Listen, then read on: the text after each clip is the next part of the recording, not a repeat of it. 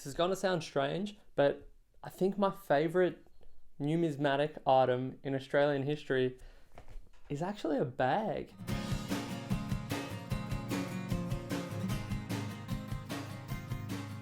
So it's a two-parter. The coin itself, which is the Melbourne Centenary Florin, by far my favourite coin in the whole Australian pre-decimal series. It's got the story, it's got the rarity, it ticks a lot of boxes, you could say. And when I learned that there are actually a couple of components to it, like I guess you could describe them as peripheral collectibles. So the bags that we're talking about today, these are the Foy and Gibson bags. They were issued by the department store.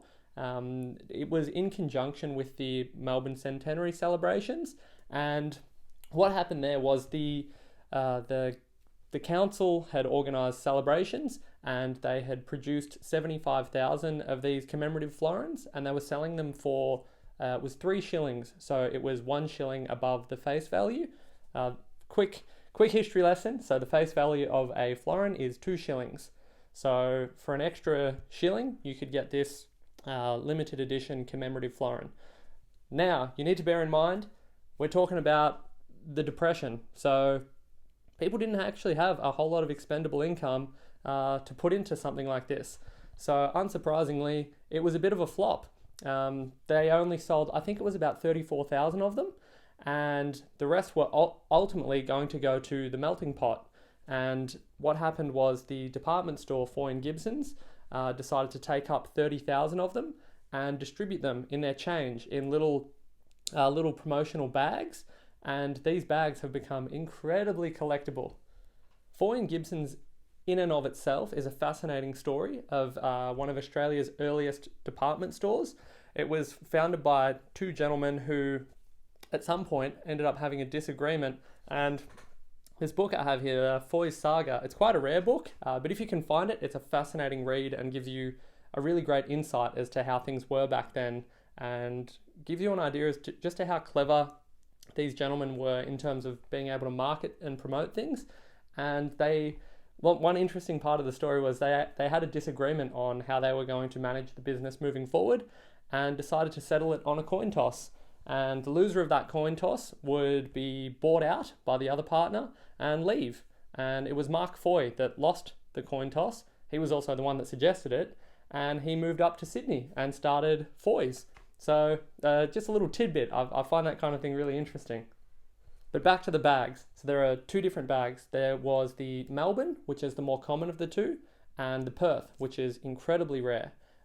With both of them though, I've seen so few of them out there, and it's generally accepted that there are only a few hundred that remain. So you've got to remember that it was just the packaging that the coin was given out in. So the coin was the main focus, and the bags, most of them you'll see with a heavy crease through the center. They were often folded. I think they were probably folded at the time that they were given out, and you'll often see a pretty well-defined circular imprint of where the coin was. So particularly when they were stored long-term in the bag, the bags were in pretty poor condition. So in higher grades, the bags are very, very valuable. So the Melbourne Centenary Florin, only 54,000 ultimately remained. The rest did actually get melted down. So they tick, as I said earlier, they tick all the boxes for me. They're rare. It's an interesting design. It was very controversial to have a naked horse rider. So you're talking about a fairly conservative time period. So it was a little jarring, I guess, for some people to see a nude man on a horse. And so yeah, it's I find it fascinating, largely because it's so popular now and it's such a iconic part of Australian coin collecting culture. But at the time, by the sounds of it, it wasn't really met with the same level of admiration and excitement as it is now. Alrighty, this is probably, I think this would be the second rarest or possibly the rarest thing that I actually own.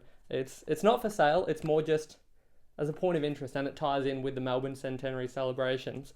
So there was a newspaper called the Star newspaper, and they had a competition, and it was all about who is the star, who's it going to be, and they had a big held a big dinner, and I don't actually remember what the star component related to. It was some sort of competition that they were running, but on the night there were a couple of these boxes.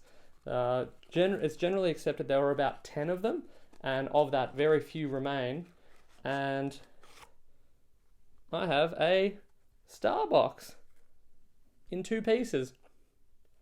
So it's broken, but it's still incredibly rare. So the Centenary Florin would have been presented in here, and this was something that I always just wanted to see one, let alone own one.